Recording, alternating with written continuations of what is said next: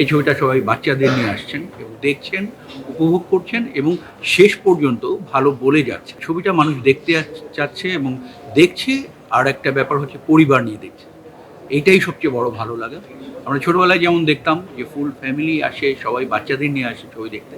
এই ছবিটা সবাই বাচ্চাদের নিয়ে আসছেন এবং দেখছেন, উপভোগ করছেন এবং শেষ পর্যন্ত ভালো বলে যাচ্ছে।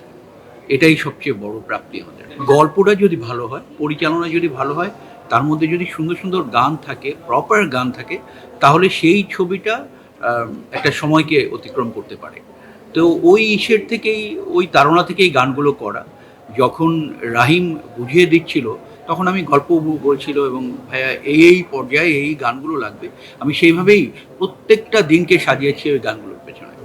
আমার ক্ষেত্রে যেটা হয়, যদি এমন দেখি যে যারা কাজ করতে আসছে তারা আমার সম্বন্ধে জানে ভালো, আমার অনেক আগের থেকে সব কিছু কখন কি করেছি না করেছি এরকম যখন বলতে থাকে, তখন আসলে একটা অন্যরকম ভালো লাগা, অন্যরকম একটা তাড়না তৈরি হয়। ওইটাও একটা কারণ।